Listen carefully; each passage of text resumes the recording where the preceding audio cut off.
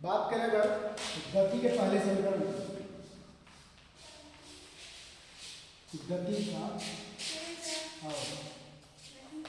आ जाओ प्रथम समीकरण, ये चाहिए बात सुनो। गति का प्रथम समीकरण अगर हम हल करना है तो क्या आएगा? तो आपको पहले पता होगा त्वरण का सूत्र याद है कि नहीं? त्वरण का फॉर्मूला आपको पता हो। तो गति के कोई भी तो तीनों समीकरण हमारे पास हैं, उन तीनों को ज्ञात करने के लिए हमारे पास तरीके क्या हैं? दो तरीके। एक होता है ग्राफीय विधि, ग्राफ माध्यम ज्ञात करते हैं, और एक होता है सूत्र के द्वारा। तो सूत्र के द्वारा कैसे ज्ञात करते हो? ज्ञात करते हैं त्वरण को दर्शाते किससे हैं? ए से दर्शाते हैं। ए बराबर क्या होता है? v minus you upon T, ये होता है यानी अंतिम वेग माइनस प्रारंभिक वेग अपॉन कितना? टी। अगर इसी को हम आगे हल करें यानी ए का गुणा करेंगे टी में कितना हो गया? ए टी बराबर v माइनस यू, ये माइनस में यू को इधर लेकर आओ, ये हो जाएगा ए, ये माइनस में ना इसको इधर लेके आए क्या होगा? प्लस में हो गया u बराबर कितना आ गया? v। हम इसको ऐसे भी लिख सकते हैं v बराबर u प्लस ए टी, हम इसको ऐसे लिख सकते हैं। और ये आपका बन जाएगा पहला समीकरण। गति का पहला समीकरण ज्ञात करते हैं त्वरण के सूत्र के द्वारा, ठीक है। अच्छा, अब बात आती है दूसरे समीकरण की, तो याद रखना है गति का द्वितीय समीकरण।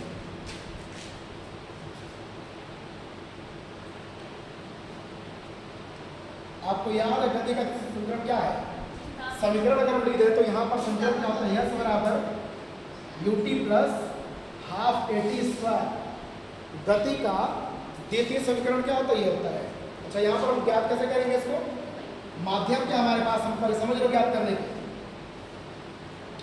हमें ज्ञात करना पड़ता है औसत चाल। क्या ज्ञात करना पड़ता है? बल्कि दूरी के हिसाब से।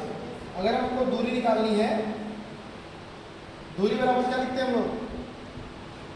औसत चाल गुणे क्या होता है? समय।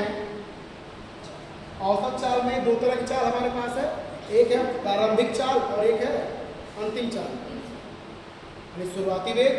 तो हम लोग क्या लिखेंगे? प्रारंभिक चाल को लिखते हैं u और अंतिम चाल को लिखते हैं क्या? v।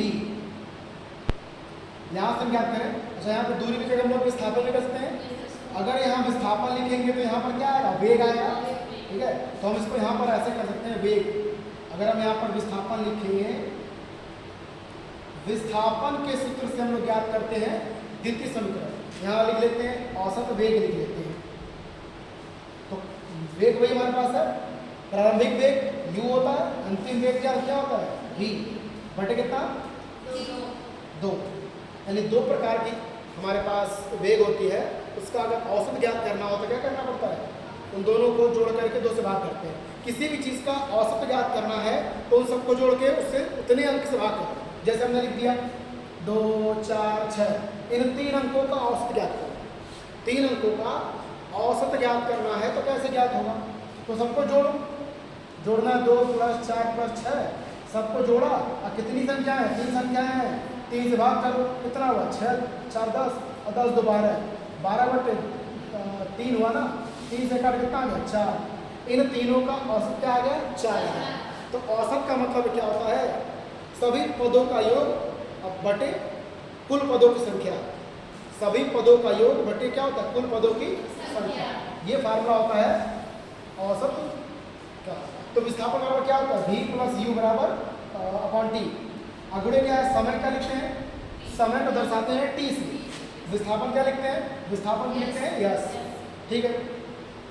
अब करना क्या हमें? यहाँ पर हमारे पास समीकरण 1 में v का मान दिया गया था, दिया ना, इसको यहाँ पर प्रतिस्थापित करेंगे। तो समीकरण 1 से v का मान यहाँ रखेंगे। तो लिखा क्या है?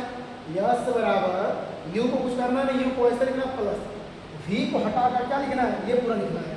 क्या हो जाएगा? u plus A T. और कुल के बटे कितना है? 2। अब गुणा बाहर कितना है? बाहर t लिखा, t लिख कर दो। और u प्लस u कितना हो जाएगा? 2u। नहीं, गुणा नहीं कर रहे, जोड़ रहे तो क्या होगा? u प्लस u 2u और ये हो जाएगा 80। नीचे कितना 2, बाहर कितना है t, ठीक है। उसका बताते हैं लास्ट में कितना आ जाएगा हमारे पास। अब हम लोग क्या करते हैं, गुणा करते हैं। इस t का गुणा करेंगे इसमें अंदर सभी पदों में t से गुणा करेंगे तो u गुणे t कितना हो जाएगा 2ut प्लस स्क्वायर, और नीचे क्या आएगा 2। जो ये 2 लिखा है यह 2 इसके नीचे भी है, इसके नीचे भी है, दोनों के नीचे है। तो अगर दोनों के नीचे दोनों को अलग अलग करके लिख लेंगे ऐसे 2ut/2 प्लस 80 स्क्वायर बटे 2, 2 से 2 काट दिए, बचा क्या है हमारे पास ut, यहाँ से बचेगा ut प्लस यहाँ क्या बचेगा बटे 2 लिखा ना, तो उसको हम लोग अलग कर लेते हैं 1/2 और 80 स्क्वायर। ये किसके बराबर था, यस बराबर था, यानी हम लोग यहाँ पे देख क्या यस बराबर ut प्लस हाफ 80 स्क्वायर। तो ऐसे हम लोग समीकरण को ज्ञात कर पाते कितना होता है, आसान है। तीसरा खुद से ज्ञात करो जरा।